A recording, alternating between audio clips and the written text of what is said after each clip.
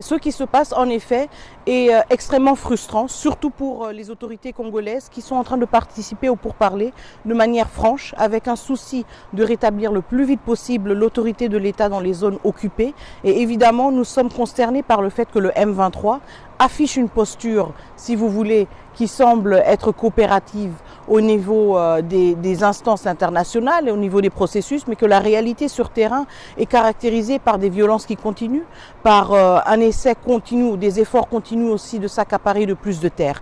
Et ça, c'est un message que nous envoyons de manière aussi très claire à tous les membres de la communauté internationale qui nous ont poussés à avoir ces pourparlers avec le M23. Nous sommes prêts à nous engager dans des pourparlers sérieux, mais en même temps, il faut qu'il y ait une redevabilité pour tous les acteurs qui participent. Et donc, c'est aussi un des messages clés que nous portons. Si nous voulons avoir une paix durable dans la région des Grands Lacs, cela ne pourra pas se passer sans redevabilité. Et donc, la redevabilité, elle ne vient pas après, elle ne vient pas dans un futur lointain. Elle commence maintenant. Tous les acteurs doivent être tenus responsables pour leurs engagements et pour leurs manquements vis-à-vis de ces engagements. Ça veut dire aussi que la communauté internationale a un rôle à jouer, pour créer un environnement propice à des pourparlers qui sont pris au sérieux. Nous savons de qui le M23 dépend. Nous savons très bien qu'avec un peu plus de pression, qu'avec un peu plus de sanctions et de redevabilité, la donne peut changer rapidement. Et ça, c'est notre message à tous nos partenaires qui, d'une part, nous encouragent d'opter pour la voie politique, mais de l'autre part, sont très timides quand il s'agit des réalités sur le terrain. Vous parlez de sanctions, vous dites on sait très bien de qui le M23 dépend. Je suppose que vous faites allusion ici au Rwanda. C'est le Rwanda, je ne fais pas allusion, nous savons que c'est le Rwanda, c'est établi par les rapports indépendants des Nations Unies. Il s'agit du Rwanda et personne d'autre. Qu'est-ce qui peut être fait aujourd'hui pour que la situation puisse être inversée? Certains parlent de sanctions économiques. On a vu que l'Union européenne avait mis en place un système contraignant en début d'année. Tout à fait. Mais on a l'impression qu'au final, rien n'est fait. Il y a une espèce d'inertie en fait. Oui. Alors je vais me concentrer sur l'Union européenne parce que nous parlons avec un média européen et justement sur le fait que beaucoup plus peut être fait. Vous regardez d'autres conflits auxquels l'Union européenne a eu à faire face.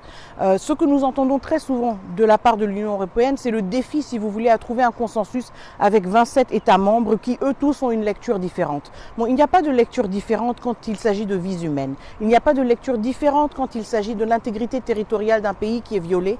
Il n'y a pas de lecture différente quand il s'agit d'un groupe armé qui est armé, équipé par un pays voisin. Nous regardons d'autres situations. En Europe, je pense que l'Union européenne est à son 27e paquet de sanctions quand il s'agit de la Russie. Elle passe comme ça, ces sanctions.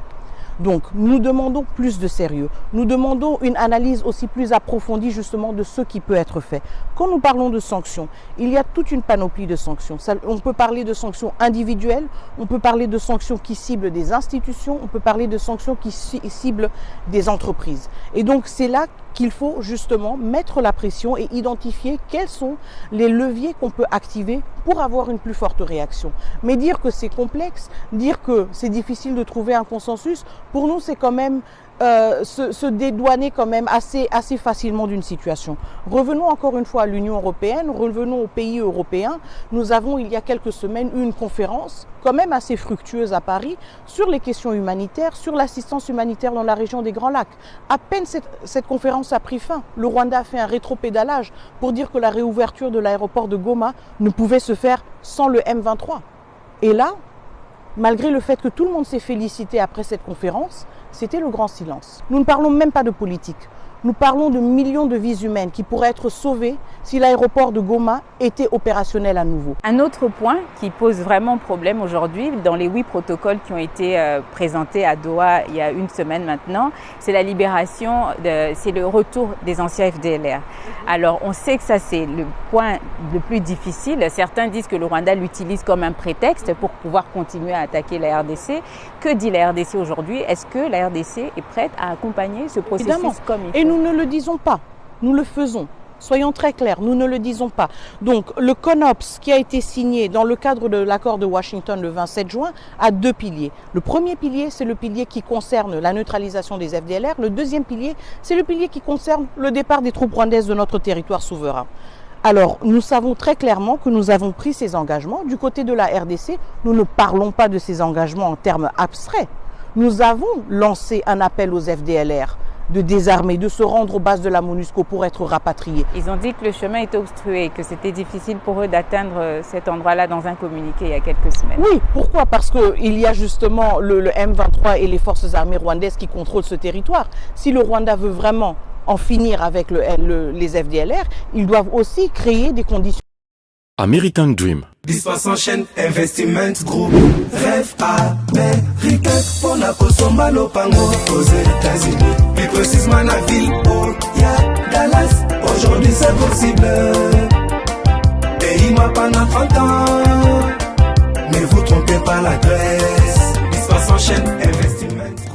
Voulez-vous acquérir une maison aux États-Unis? L'agence immobilière Dispensation Investment Group d'Elite Global, basée à Dallas, vous en donne l'opportunité. Il vous suffit de verser un acompte pour acquérir une propriété que vous payerez progressivement pendant 30 ans. Oui, vous avez bien entendu, pendant 30 ans. Contactez-nous au +1 737 420 80 84, au +1 469 720 60 93 ou au +1 737 548 51.